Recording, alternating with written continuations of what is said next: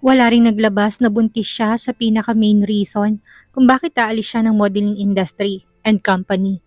May mangilan-ngilan na nagtatanong kung bakit ang aga naman, pero maraming nagtatanggol sa mga fans ni Talia na kung tutuusin umano ay pwede na hindi na lang ito magtrabaho. Mayaman ang kanyang pamilya at mayaman din ang kanyang magiging asawa. Nagbigay yon ng ilang araw na ingay online, nagtrending at patuloy na pinag-uusapan pa. Ngunit paunti-unting namatay ang apoy ng kanilang anunsyo. Mukhang naging effective ang pananakot mo sa kanila ha? Pagbibiro ni Talia sa asawa. Natawa lang doon si Limbert, ayaw nang balikan ang naging pakikipag-usap nila sa company. At dahil effective ang pananakot mo, mukhang magiging busy tayo ngayong month. Yumakap lang si Limbert sa asawa na marahang hinimas na ang kanyang puson. Kahit na wala pa namang umbok doon. Umikot paharap si Talia at yumakap ng mahigpit sa asawa. Ayos lang na maging busy para naman yung sa kapakanan mo at ng first baby natin. Habang abalang mag-asawa sa kasal nilang alam ng buong publiko, lumala ang kalagayan ni Eleanor sa facility kahit na may gamot na pinapainom sa kanya. Hindi lang yun, mas naging bayolente pa ito. Kung kaya naman kailangan niyang igapos, isang beses lang itong dinalaw ni Limbert na hindi nakatulong kay Eleanor. Bagkus ay mas lalo pang lumalang kanyang sitwasyon. Paano ba naman sinabi ni Limbert na yun ang una at huling dadalaw siya sa kanya sa facility dahil sa mga ginawa nito sa kanyang asawa. Ganun pa man, nagpapasalamat pa rin ako na iniluwal mo ko dito sa mundo. Kahit na puro pasakit ang ginawa mo sa akin mula bata ako, pinagbigyan na kita, kaso'y sinayang mo to. Nang tumayo si Limbert upang umalis, nagsisigaw na si Eleanor. Hindi niya matanggap na ganun na lang siya tinalikuran ng anak. Mula rin noon na hindi na naging kalmado si Eleanor. Kumakalma lang ito kapag nakakainom ng gamot at nakakatulog. Nawala na rin to ng ganang kumain kahit paanong uto ang gawin ng mga taga-facility. Literal na ng araw na yon ay pinaramdam ni Limbert kung paano ang maabandona ng sarili niyang kapamilya. Hindi mo ba talaga i-invite ang mommy? Ilang beses ang tanong yun ni Talia nang mahanda ng lahat at maipadala na nila ang mga invitation sa kanilang mga imbitado. Umiling si Limbert, buo ng kanyang desisyon. Ayaw niyang gumawa pa ng gulo ang ina na magiging sanhi ng pagkagulo sa mahalagang okasyon nilang mag-asawa. Hindi pwede. No, kahit napatawad mo na siya o ano, hindi ako papayag na muli siyang pumasok sa buhay natin. Once is enough, Talia. Baka mamaya mapahamak lang kayo ng tuluyan ng baby. Gusto pa sanang igiit ni Talia ang gusto niya, kaya lang ayaw nilang pagtalunan. Linggit kasi sa kaalaman ng kanyang asawa ay dumalaw siya ng facility upang makita ang biyanan. Sobrang naawa siya dito. Mukha namang okay to. Umiyak pa nga nang makita siya at paulit-ulit na humingi ng tawad sa kanyang ginawa. Nagsusumamo na patawarin niya at ilabas sa impyernong facility na yon at dahil emotional si Talia, hindi niya mapigil ng awa. Iha, kausapin mo naman ng anak ko. Alam kong ikaw lang makakabago ng desisyon niya. Hindi na ako manggugulo sa inyo. Kahit doon na lang ako sa apartment ko. Pero sinaktan niyo po si Janice. Nagawa ko lang naman yon dahil nawala na ako sa tamang katinuan. Nakagat na ni Talia ang kanyang labi. Paano po kung ulitin niyo yun? Baka sa susunod makadisgrasya na talaga kayo. Muli pang nangako sa Eleanor na deep inside. Kay Talia hindi niya paniniwalaan. Tumango lang siya bilang pagsang-ayon. Susubukan niya pero alam niyang hindi papayag ang asawa at hindi na niya saklaw ang bagay na yon. Sinubukan naman niya at tao rin yon. Naisip ko lang naman, baliktarin man natin ang mundo, ina mo pa rin siya. Puno ng init ng pagiging seryoso na tininginan na nilimbert ang mukha ng asawa niya. Hindi Talia, pinutol ko na connection ko sa kanya. Oo, ina ko siya at thankful ako doon. Pero hanggang doon na lang yun, delikado siyang tao na kailangan nating iwasan. Hindi na iginiit ni Talia ang kanyang gusto. Alam na rin niya kung saan ito sila aabot nito. Okay, naiisip ko nga lang, huwag mo na akong pansinin. Baka dahil lang sa hormones ko. Sa araw ng kasal ay kompleto silang lahat. Umuwi si Uno mula sa Paris, ganun din ang kanyang mga pinsang si Andrea at Noah. Si Andrea ang maid of honor niya, isa rin sa mga bridesmaids, si Mali at ang iba naman ay ang mga nakasama niyang model ang kinuha niyang bridesmaid. Hindi nawala sa okasyon ng iba pa niyang pinsan, si Kenan, ang twins at syempre si Uno at Dos. Idinaos nila yon sa Okada, Manila na naging wedding of the year sa mundo ng mga mayayaman. Invited din ng mga kapatid ni Limbert na umuwi pa ng bansa at hindi nagsalita kahit na alam nilang pangalawang kasal na rin naman nila ang magaganap para iwas issue. May invited silang media upang i-cover up ang buong event na may pahintulot naman nila. Nasaan ang girlfriend mo? Biro ni Talia kay Uno nang magkasama-sama sila sa loob ng room kung saan siya nagbibihis. Kagagaling lang doon ng mga pinsan niya na mga Barrowell at Brooks. Galing na rin doon si Dos kasamang napapabalita nitong girlfriend. Pero nilinaw ni Dos na magkaibigan lang daw sila umano. Bagay na ikinataas ni Talia ng isa niyang kilay. She's busy. Natutup na ni Talia ang kanyang bibig. So ibig sabihin ay meron ng girlfriend to? Wow, seryoso ka Uno? May girlfriend ka? Kinunutan siya ng noo ni Uno. Bakit? Anong tingin mo? Ikaw o kayo lang ni Dos ang dapat na maging maligaya? Hinawakan na niya isang kamay ni Uno na kaagad din namang inalis ng lalaki. Ang arte mo ha? Feeling ko wala kang girlfriend. Sinasabi mo lang sa akin na meron, panghuhuli niya pa. Naka-private na tao ni Uno at ni minsan wala pitong ipinakilala. Puro nalilink sa kanya pero hindi naman daw totoo. Palaging rumor na walang ebidensya. Nasa ibang bansa nandito sa bansa. Come on, sabihin mo na sa akin. Hindi ko ipagkakalat. Wedding gift mo na lang. Hindi ko rin sasabihin kay mommy. Kumbinsi pa ni Talia dito. Naku, tigilan mo ko. Ikaw makakapagpigil? Baka kapag sinabi ko sa'yo, wala pang isang segundo pagtalikod ko na sabi mo na kaagad sa GC natin kung sino. Saka na lang, congrats sa second wedding. Sumimangot na si Talia, tinaliman ng tingin ng kanyang mga mata. Napakadamot mo talaga, hindi ko naman nga ikakalat.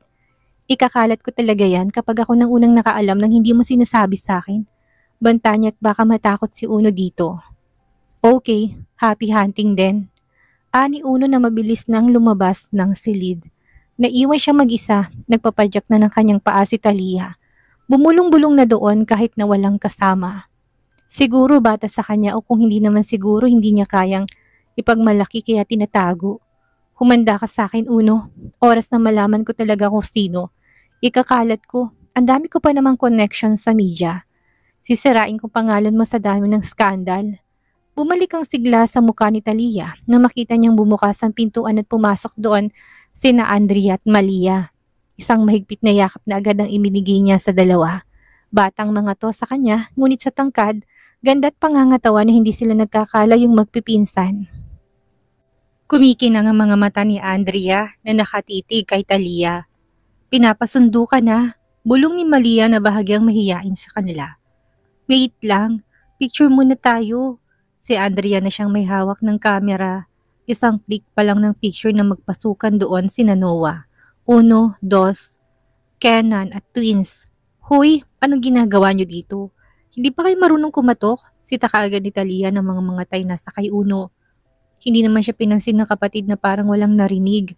Gusto rin namang makipicture kasama ng second time na bride. Si Noah na may malapad na mga ngiti. Tumabi na sila sa kanya, hindi pa man pumapayag si Talia sa kanilang gusto.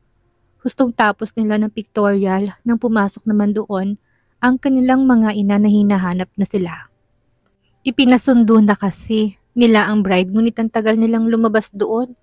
Kanina pa naghihintay si Limbert at ang pamilya nito kung kaya sila nanditong sa mundo. Naku, tumang batang to, bulalas ni Britney na kahit tumanda na rin ay maganda pa. Tita Britney, akmang yakap ni Talia na pinagbigyan naman ng ginang. Mami, minsan lang to, sagot ni Noah na tuwang-tuwa sa mga nangyayari. Ano minsan lang? Ang dami niyo pang ikakasalo, sabat ni Althea na natutuwa sa pamangkin. Gawin nating reunion ng kasal. Sino kayang next? 1, 2, o baka naman itong si Noah na, Britney? Biro ni Althea na mariikinailing ni Britney. Hindi pa sang-ayon, kailangang may kasal na muna si 1 at 2 bago mag-aasawang panganay namin ni Kenji. Naku tita, hindi mo sure, hirit ni Carson. Baka sabay pa sila ni Andrea ang mag-asawa.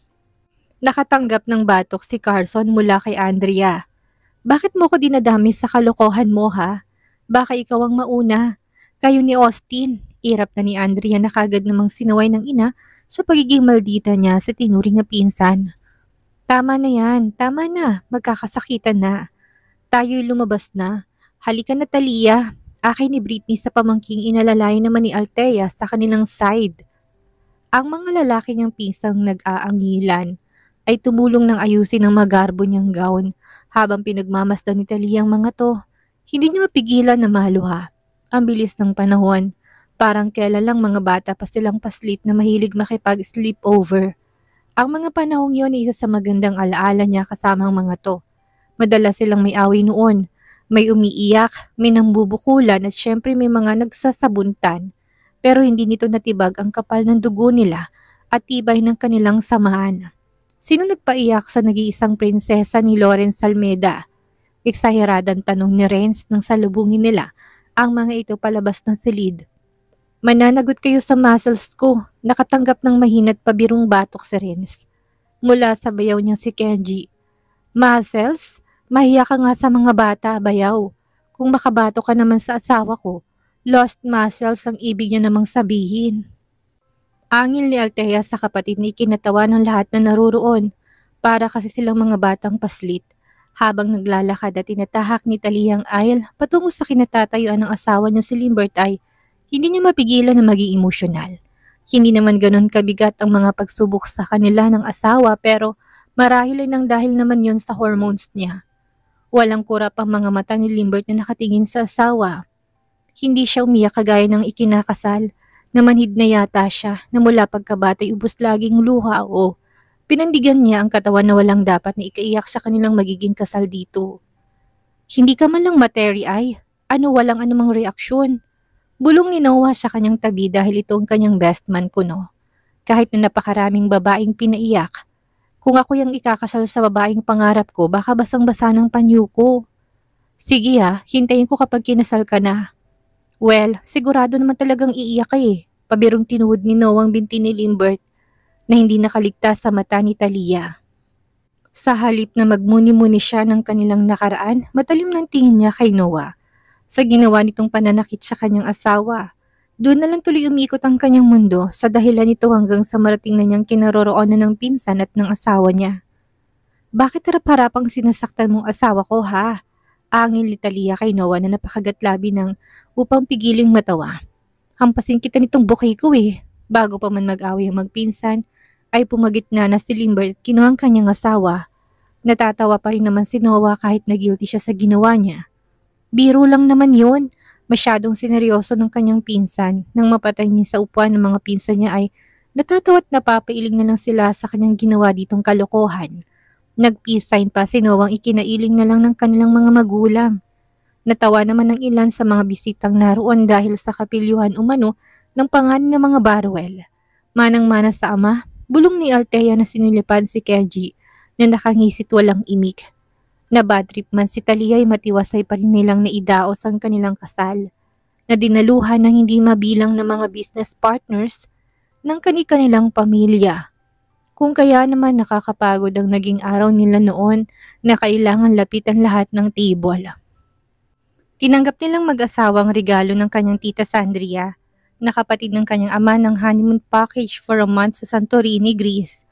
1 month silang mananatili doon at dahil sobrang napagod ng araw na yon sa kanilang naging kasal at masayang reception, pinili nilang ipagpabukas na lang ang pag-alis ng bansa.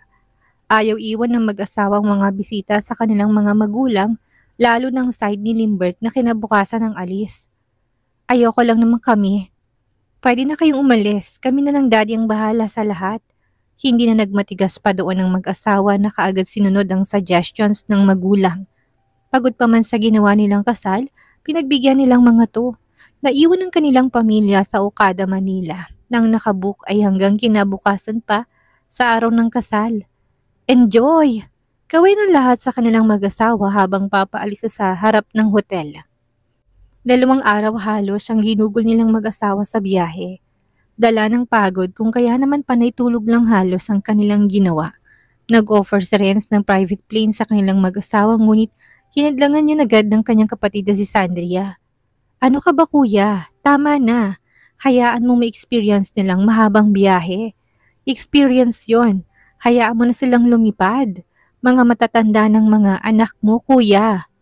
Oo na. Ayun na nga't nakaalis ng pamangkin mo. Ang dami mo pang sinabi. Sa pag-alis ni Natalia at Limbert, naiwan pa doon ang kanilang mga kamag-anak. Umalis na rin si Uno, noon na umano ay may hinahabol pang flight. Si Noah, Dos, ang twins naman ay nagkasundo ng mag-inuman at manatili sa hotel. Hinayaan naman sila ng mga magulang. Tiwala ng malalaki na rin sila kung kaya naman alam na rin nila ang salitang responsable. Drink moderately lang ha. Ayokong gagawa kayo ng gulo. Ilang beses na ulit ni Renz yun. Yes, Dad, kami nang bahala sa aming mga sarili. Pagdating sa Oka Village, kung saan sila mamamalagi, lulang-lula si Talia kung saan naman ipanay ang tulog ng kanyang ginawa. Matapos na ipaalam sa kanyang mga magulang na naging maayos ang kanilang paglalakbay patungo doon. Nakaalalay sa kanya si Limbert. Wala kang gustong kainin, mahal? Ikinaway lang ni Talia ang kanyang isang kamay at ibinagsak ng katawan sa sofa. Sobrang pagod ang nararamdaman niya.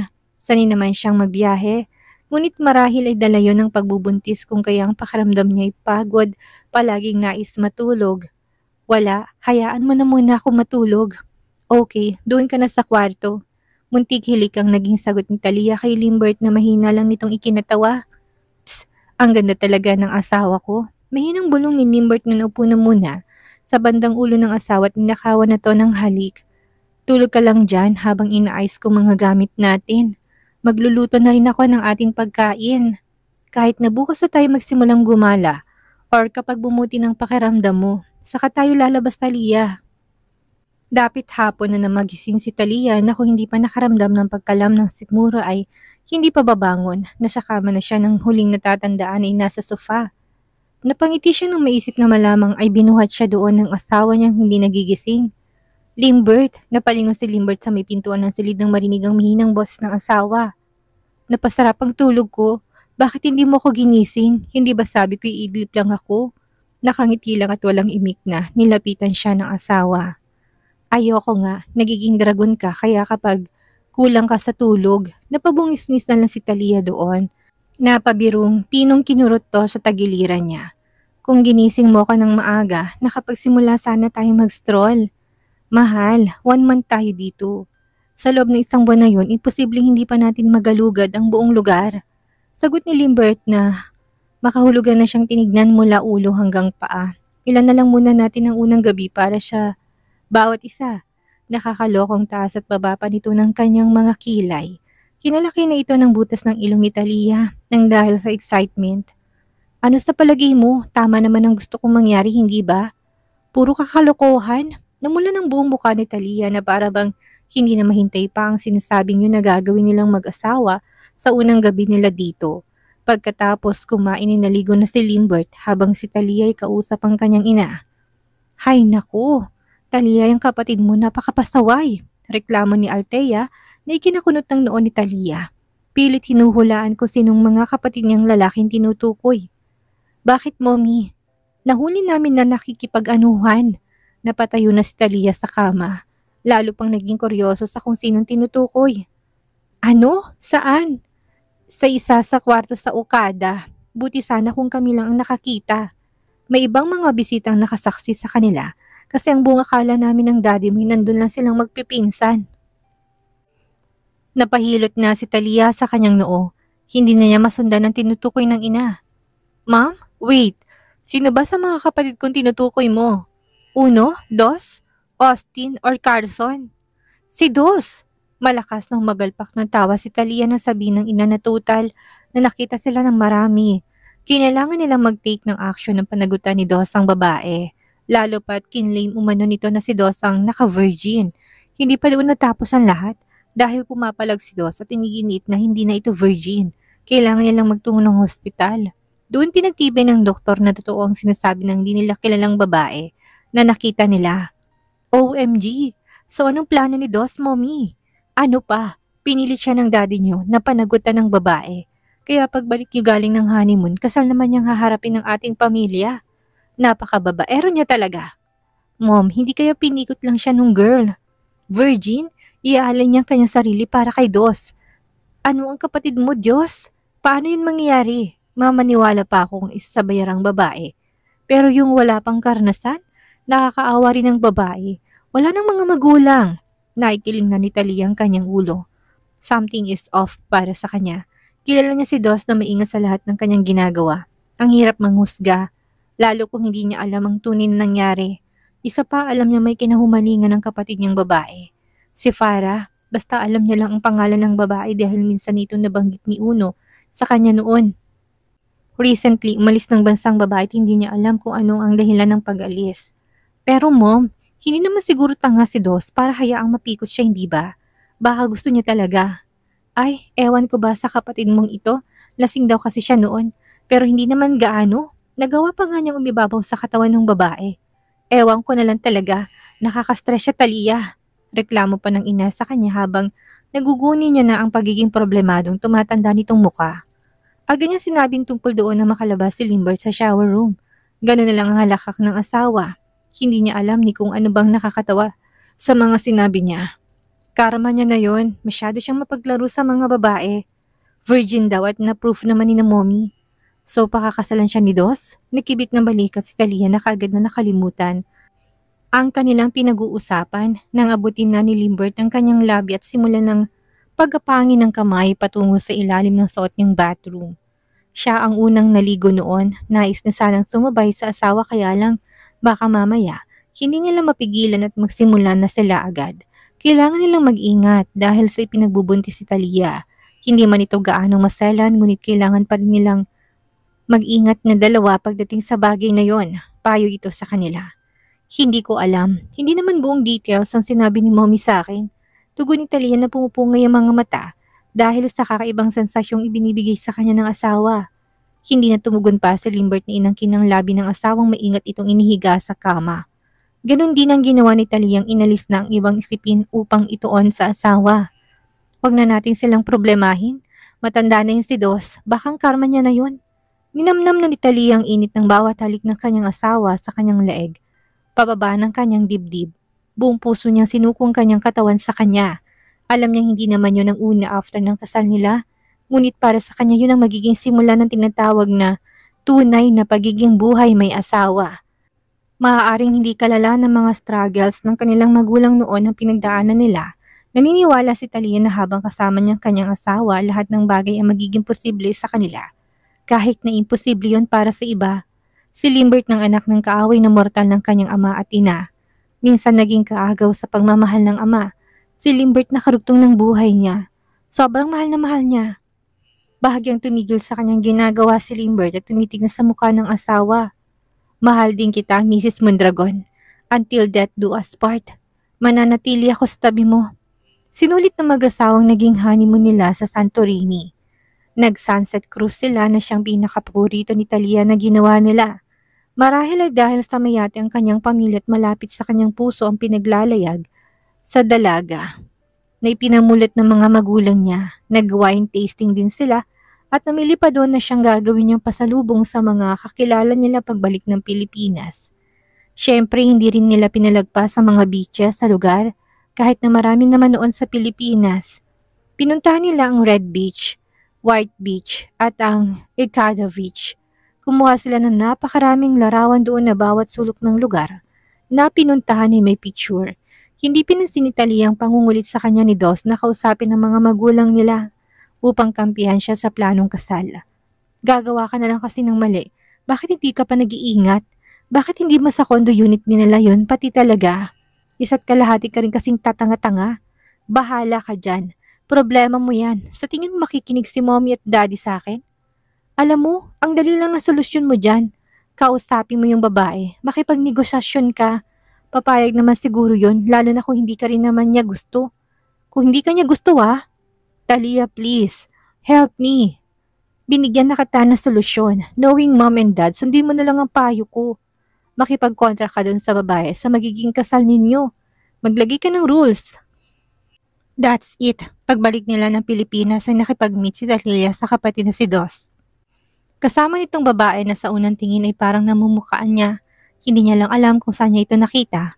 Ngunit sigurado siya na nakita niya ng mukha ng babae umano ay magiging hipag niya at pakakasalan ng kanyang kapatid. Mahihain ito at hindi din pala imik. Hi, maligayang bati ni Talia sa masiglang tono. Hello, tipin itong sagot na tiling ngiti sa kanyang labi. Nilatag niyang rules ng kontrata na magiging kasunduan sa kasal ng kanyang kapatid at ng babae. Siya ang ginawa ni Dos noon na hindi naman niya tinanggihan. Ipapanuta rin nila yon umano para legal ang kanilang kasunduan. Si Talia na rin ang naging witness. Siguro naman nakalma ka na. Makahulog ang sambit ni Talia na nakatingin kay Dos. Hindi pa rin natagal si Talia ng plano ibisitahin ng kanyang binang sa facility. Galit man siya dito, gusto pa rin niyang makita ito. Alam niya na kanyang puso na napatawad na siya ng babae. Isa pa, wala siyang gwapong asawa kung wala rin ang biyanan. Anong ginagawa mo dito, Talia? Napaatras ng 2 hakbang na makita ni Talia si Limbert doon. Ang una niyang napansin ay ang namumula nitong mga mata na tila ba matagal na umiyak dahil siya magang-magana. Dadalawin mo ba si Mommy? Marahang tumango si Talia. Sana, wala na siya. Tinawagan ako ng facility kanina at sinabi hindi na siya nagising. 2 linggo na raw siyang hindi kumakain hanggang sa tuluyang nanghinang katawan niya. Napahawak na si Talia sa kanyang dibdib. Hindi niya magawa pang iproseso ang nalaman. Sa Eleanor na kanyang binan, wala na. Pumanaw na. Masama siyang damo. Hindi ba dapat kapag masamang damo, usually matagal kang mapuksa? Ano nangyari sa kanya? Wala na si Mami Talia. Parang batang iyak ni Limbert nang niyakap ng asawa niya. Sa kabila ng alitan ni naging karami ni Limbert ng pamilya ni Talia sa pagdadalamhati sa pagkawala ng kanyang ina. Nang matapos tong ihatid sa huling hatungan niya, nagawa na rin niyang tanggapin ang lahat. Inisip na lang na at least naputol ng kasamaan ng ina. Patawarin mo na siya, Limbert. Yun lang ang magbibigay ng gaan sa puso mo. Sa totoo lang, bago ang kasal natin nagkita kami. Pinatawad ko na siya sa mga ginawa niya sa akin noon. Kailangan mo yung gawin kahit na naging masama siya para hindi mabigat ang pagtawid niya. Mahigpit ng niyakap ni Talia ang katawan ng kanyang asawa na alam niya sa mga sandaling yun ay kailangan siya. Nakita niya sa ginawa nitong pag-iyak ang batang Limbert noon na hindi alam kung may magandang kinabukasang dito naghihintay. Narito lang ako, Limbert. Narito lang ako mula noon hanggang ngayon. Masuyo niyang hagot sa likod ng asawa na halatang kumukuha ng lakas sa kanya. Sabi ko naman sa'yo, palagi mo kong makakasama sa lahat ng season ng ating buhay na mag-asawa. Tag-ulan, tag-araw, taglagas, hanggang sa tagsibol. Laging nasa tabi mo lang ako, mahal. Palagi, till death do us part. Kagaya ng pag-ibig ni Lumumi at Daddy sa isa't isa. Narinig mo, ha? Hindi madaling magpatawad, ngunit kapag ang puso mong nababalot ng puot ay puno ng pagmamahal, gaano man yung kahirap at kasaklap, magagawa mong maibigay ang hangad. Dahil ang galit, gaano man yung kalalim kung nadiligan ng totoong pagmamahal. Parang bula itong maglalaho, sasama sa samyo ng hangin na hindi mo namamalayang wala na pala. Ang pagpapatawad ay parang halimuyak ng mabangong bulaklak na bagong bukas pagkatapos na naninibugong bagyo. Matalinhangang dagdag pa ni Talia na mas sinigpitan ng yakap sa katawan ng kanyang asawa. Dito na po nagwawakas ang ating kwentong pag-ibig ni Talia at Limbert. Maraming salamat po sa lahat ng sumuporta at sumubaybay. Muli magkita-kita po tayo sa susunod pa nating mga istorya.